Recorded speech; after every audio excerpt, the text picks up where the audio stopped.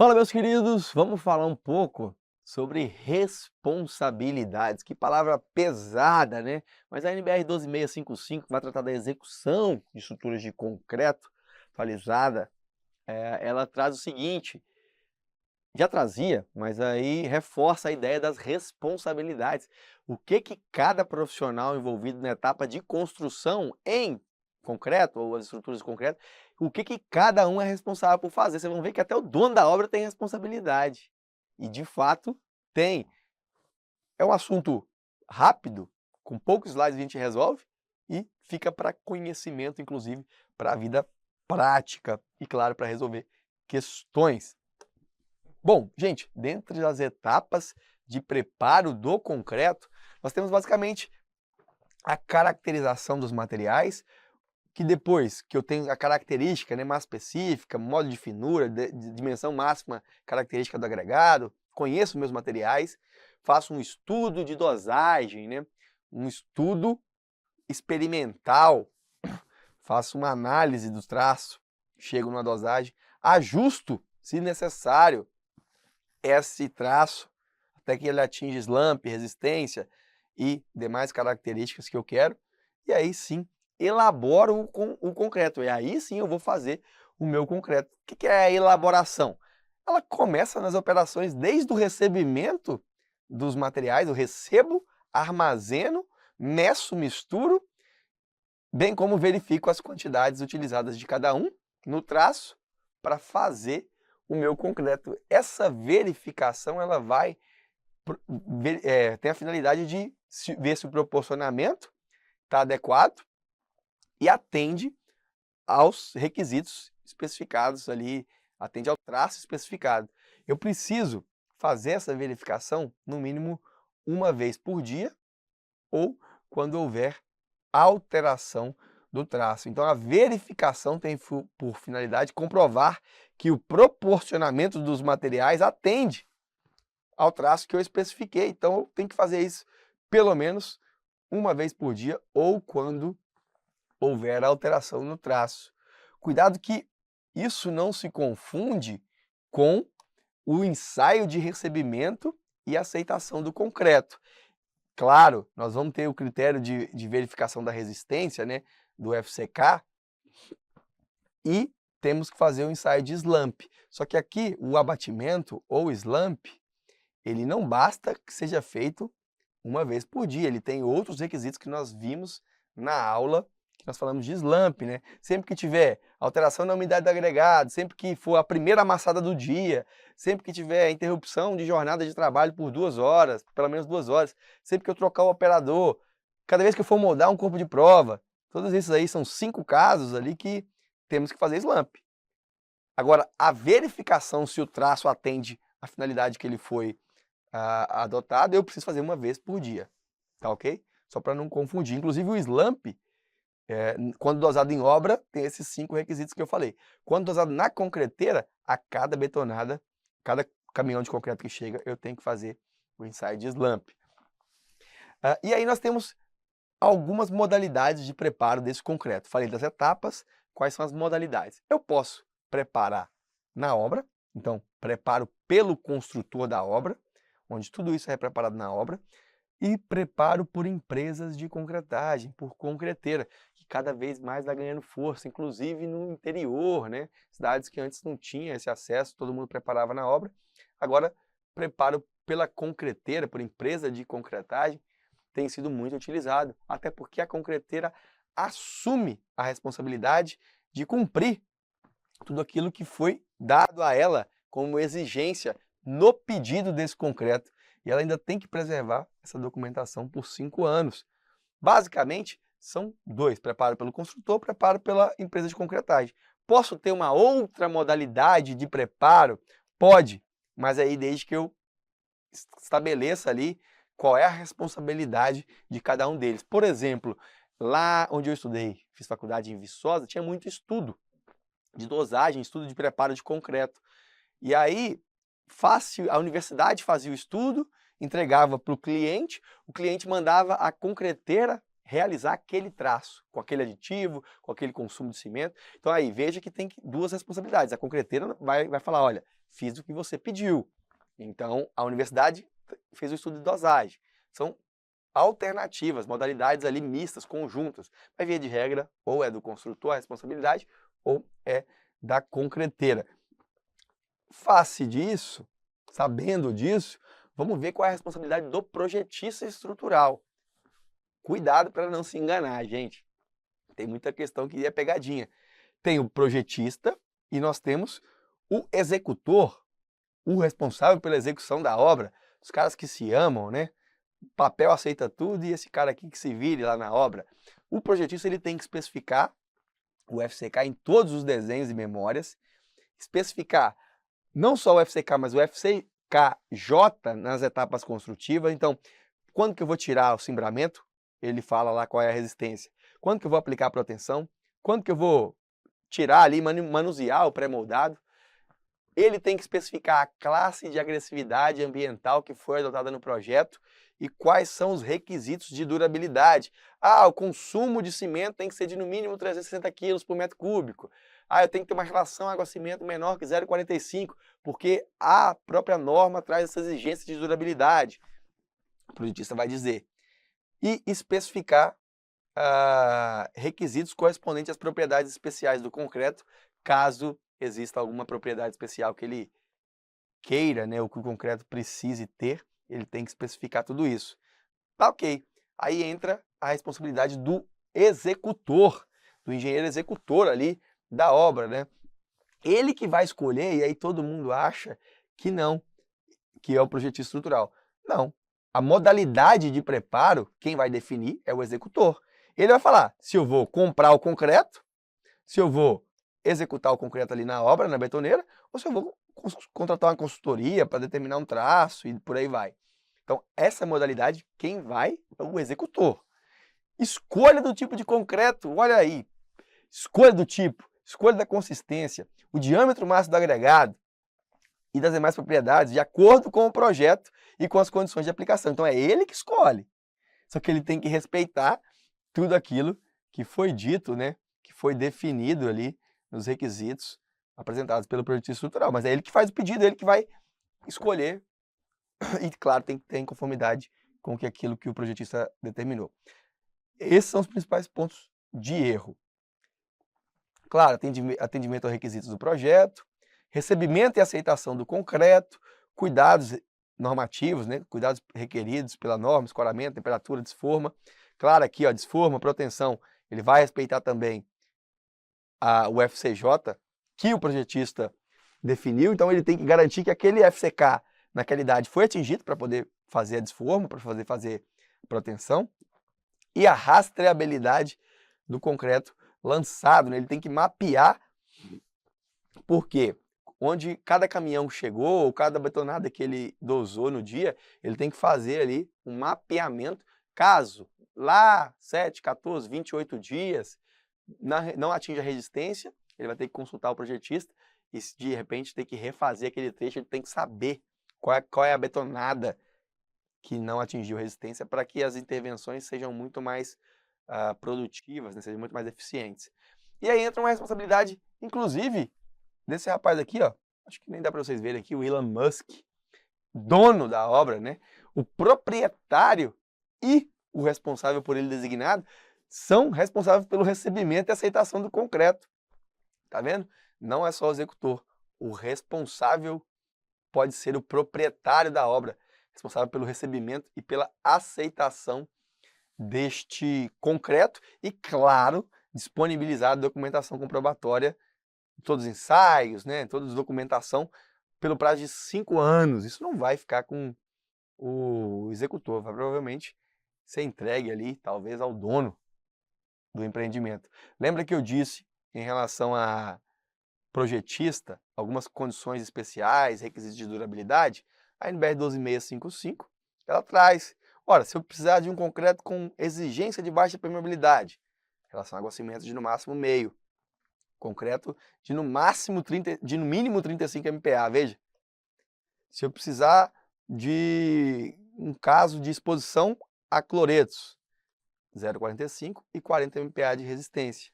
E aí por diante, isso o projetista vai especificar. Agora, como que vai proceder a dosagem, na verdade a medição e a mistura dos materiais? Fique de olho que nós temos 3 formas de mistura.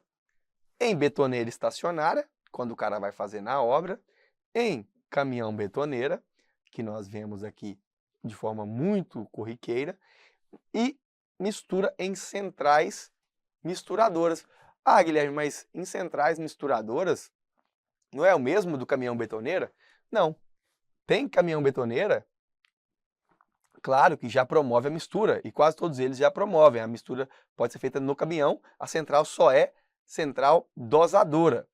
Mas eu posso ter uma central misturadora que já mistura o material, e aí ele pode ser transportado por um caminhão basculante ou um dumper que não é dotado de agitação. Caminhão caçamba, convencional. Por quê? Porque esse concreto já está misturado lá na central. Então eu só posso levá-lo, a gente vai ver as limitações disso, claro, mas há essa possibilidade.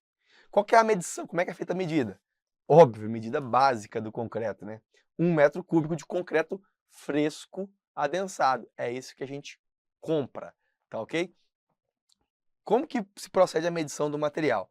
Via de regra, o melhor, o número 1, obrigatório para concreteira, por exemplo, mas que na obra eu posso utilizar outra forma, mas a medição em massa, se eu quero um concreto com C25 ou superior, todos os materiais têm que ser medidos em massa. Todos os agregados medidos em massa, cimento medido em massa. A gente está na condição A de preparo. Medição combinada, massa-volume. Só posso até concreto C20 ou concreto não estrutural, que é uma medição combinada. Cimento em massa, né? Mas os agregados vêm em volume. Massa combinada com volume. E a medição só em volume.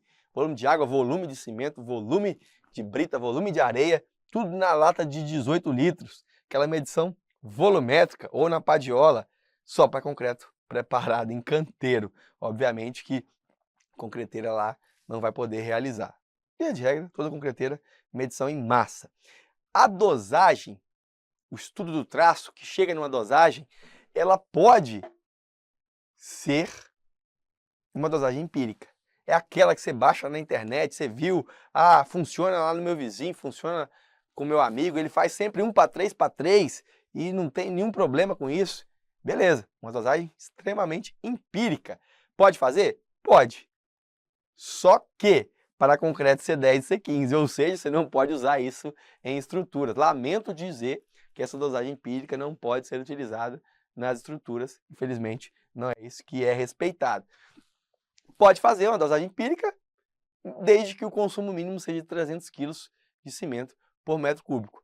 Mas, para C20 ou superior, perceba, C20, concreto de 20 MPa ou mais, sempre dosagem racional experimental, obrigatória. O que é isso? Dosagem racional, eu utilizo um método racional para dosagem, para estudo da dosagem, como, por exemplo, o método ABCP. E experimental, faço os ensaios, vejo se atingir as características e faço a readequação do traço conforme a necessidade. Então essa dosagem, ela é unanimidade, dosagem racional e experimental.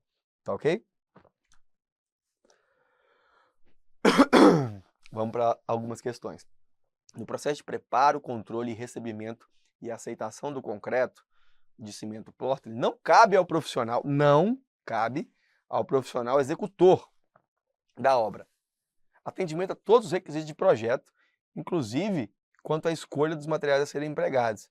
Claro que cabe, ele tem que atender todos os requisitos que o projetista deu. Escolha do tipo de concreto, é ele que vai escolher o tipo de concreto, sua característica, sua dimensão, aplicação e demais propriedades, de acordo com o projeto, mas é ele que escolhe. A escolha da modalidade, se vai comprar o concreto na concreteira, se vai rodar na obra, é ele também.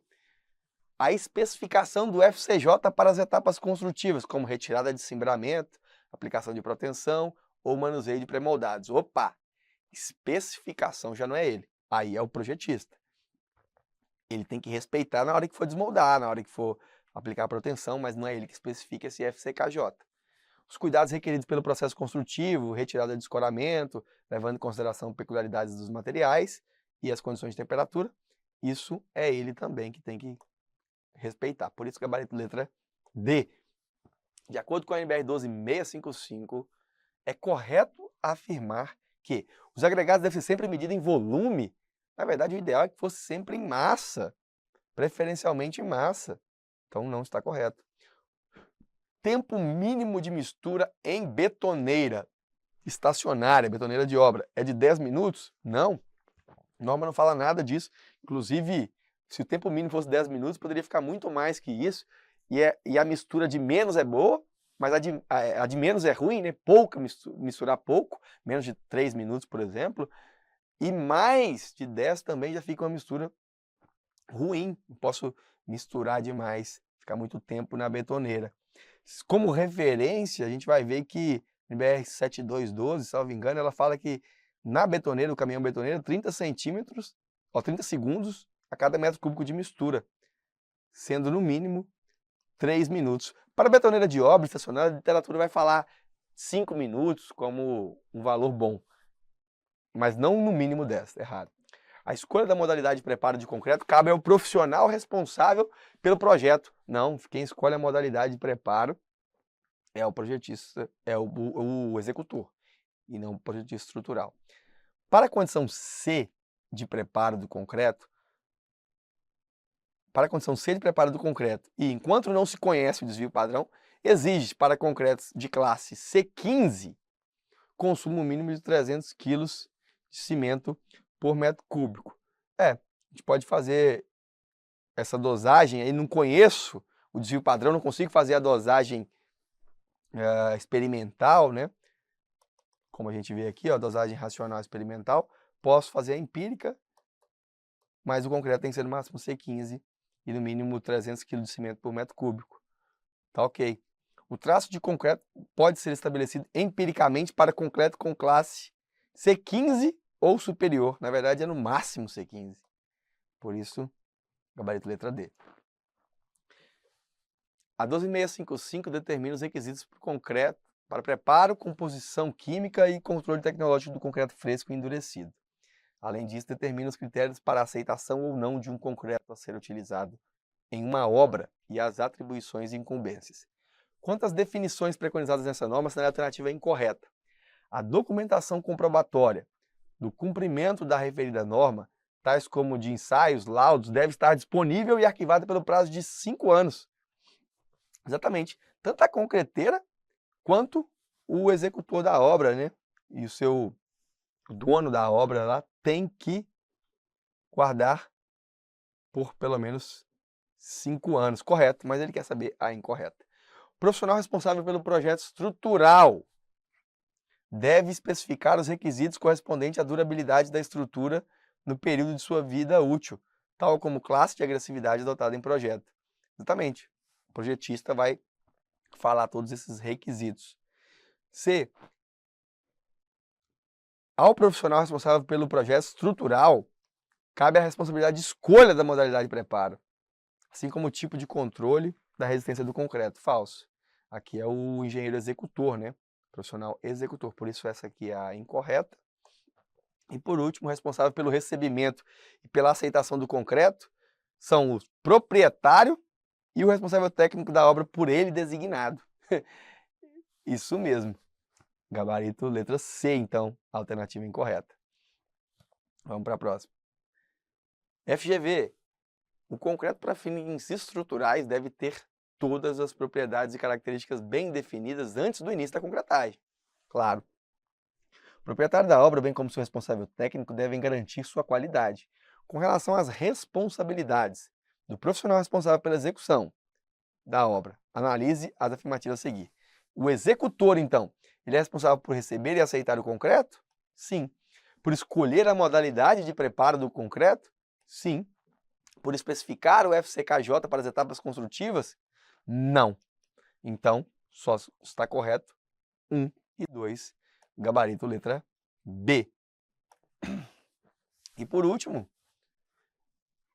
a NBR 12655 fixa condições exigíveis para o preparo do concreto, controle e recebimento do concreto destinado à execução de estruturas, seja de concreto simples, armado ou protendido. Com relação às responsabilidades de cada profissional envolvido na execução definidas nessa norma, é correto afirmar: o profissional responsável pelo projeto estrutural é quem deve especificar o FCJ para as etapas construtivas, como retirada de cimbramento, aplicação de proteção ou manuseio de pré-moldados. Perfeito.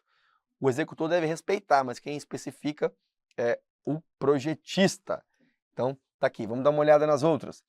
O profissional responsável pela execução, o executor, é quem deve definir os requisitos correspondentes às propriedades especiais durante a fase construtiva e vida útil da estrutura? Não. Não é o executor, é o projetista. O projetista é quem deve escolher o tipo de concreto a ser empregado, sua consistência, dimensão máxima, característica do agregado e demais propriedades. Não, quem vai pedir o concreto, na verdade, vai ser o executor. Profissional responsável pela execução da obra, bem como profissional responsável pelo projeto estrutural. É responsável pela escolha da modalidade do preparo do concreto? Não. Quem escolhe a modalidade é só o executor. O responsável pelo recebimento do concreto é apenas o responsável técnico da obra. O responsável pelo recebimento do concreto, apenas o responsável técnico da obra, quem pode receber e aceitar? O proprietário também. Proprietário. Eita. Proprietário. Beleza? Então, a letrinha ficou maravilhosa, como tudo que a gente viu aqui sobre as responsabilidades, fica o gabarito letra E. Espero que tenham gostado.